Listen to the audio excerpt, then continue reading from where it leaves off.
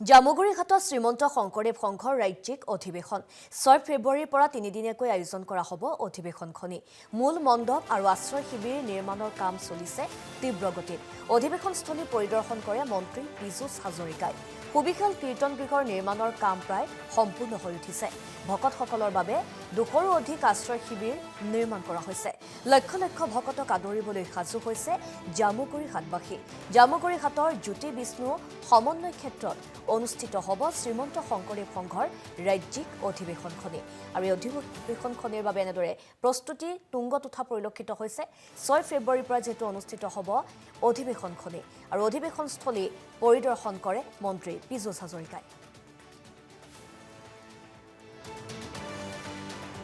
জ্যোতি বিষ্ণু সমন্বয়ৰ ক্ষেত্ৰত আমি শিবিৰ বনোৱাত ব্যস্ত হৈ আছোঁ দিনে ৰাতিয়ে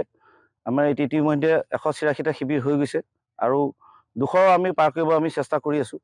আৰু লগতে মূল মণ্ডপ নামঘৰ আৰু কীৰ্তন গৃহ লগতে ভোজনালয় আৰু গ্ৰন্থমেলাৰ তাৰপিছত সেৱা বাহিনীৰ শিবিৰ আদি সম্পূৰ্ণ হৈ গৈছে অলপ কিছু কাম আছে গতিকে আমি গোটেই সদৌ অসম বাসীৰ ওচৰত আৰু আমাৰ ভক্তপ্ৰাণ বাপ বান্ধৱৰ ওচৰত বাপ আই সকলোকে আমি এই জ্যোতি বিষ্ণু সমন্বয় ক্ষেত্ৰৰ 95 সংখ্যক অধিৱেশনলৈ সাদৰে নিমন্ত্ৰণ কৰিছোঁ যাতে আপোনালোকক আমি ভক্তিভৰা সেৱা যাচিব পাৰোঁ আপোনালোকৰ পদধূলা পাই আমি কৃতাৰ্থ হ'ব পাৰোঁ অহা ফেব্ৰুৱাৰী মাহৰ প্ৰথম সপ্তাহত 6, 7, 8 তাৰিখে এই স্থানতে শংকৰ সংঘৰ অধিৱেশন অনুষ্ঠিত হ'ব এই স্থানত লাখ লাখ ভক্তই আহি এই স্থানখন বৈকুণ্ঠ ধামলৈকে পৰ্যবেক্ষিত কৰিব আজি ইয়াৰ অলপ কিছু বুজ ল'লোঁ পদ্ম হাজৰিকা ডাঙৰীয়া এই আদৰণি সমিতিৰ কাৰ্যকৰী সভাপতি মই যিহেতু জিলাখনৰ প্ৰশাসনৰ অভিভাৱক মন্ত্ৰী মই তেখেতলোকৰ লগত আয়োজক সমিতিৰ লগত কেইবাবাৰো মিলিত হৈছিলোঁ আজি সচক্ষুৰে প্ৰস্তুতিৰ বিষয়ে অলপ চালোঁ আৰু আমি চৰকাৰৰ ফালৰ পৰা কি কৰিব পাৰোঁ সেই বিষয়ে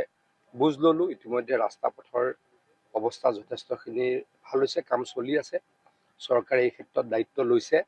আমাৰ মূলতঃ PHCৰ এটা খুব ইম্পৰ্টেণ্ট ৰোল থাকে হেল্থ ডিপাৰ্টমেণ্টৰ খুব ইম্পৰ্টেণ্ট ৰোল থাকে আৰু ইলেক্ট্ৰিচিটিৰ এটা খুব ইম্পৰ্টেণ্ট ৰোল থাকে আৰু PWDৰ থাকে PWD ইতিমধ্যে কাম আৰম্ভ কৰিছে আৰু সেইখিনি সময়ত পানীৰ অত্যন্ত চেনিটেশ্যনৰ অত্যন্ত গুৰুত্বপূৰ্ণ ভূমিকা থাকে PHCটোক আমি PHC ডিপাৰ্টমেণ্টক আমি খুব বেছিকৈ চিৰিয়াছ ইয়াতে কৰিব লাগিব ইলেক্ট্ৰিচিটি ডিপাৰ্টমেণ্টক চিৰিয়াছ কৰিব লাগিব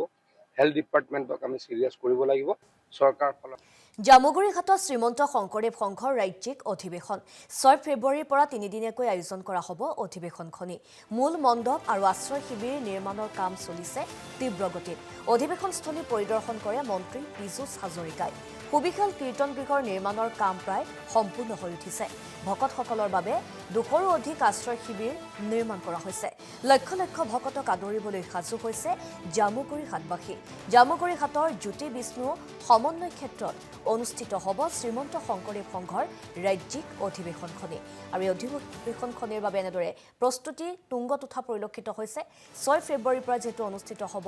অধিৱেশনখনি আৰু অধিৱেশনস্থলী পৰিদৰ্শন কৰে মন্ত্ৰী পীযুষ হাজৰিকাই জ্যোতি বিষ্ণু সমন্বয়ৰ ক্ষেত্ৰত আমি শিবিৰ বনোৱাত ব্যস্ত হৈ আছোঁ দিনে ৰাতিয়ে আমাৰ ইতিমধ্যে 184টা শিবিৰ হৈ গৈছে আৰু 200 আমি পাৰ কৰিব আমি চেষ্টা কৰি আছোঁ আৰু লগতে মূল মণ্ডপ নামঘৰ আৰু কীৰ্তন গৃহ লগতে ভোজনালয় আৰু গ্ৰন্থমেলাৰ তাৰপিছত সেৱা বাহিনীৰ শিবিৰ আদি সম্পূৰ্ণ হৈ গৈছে অলপ কিছু কাম আছে গতিকে আমি গোটেই সদৌ অসম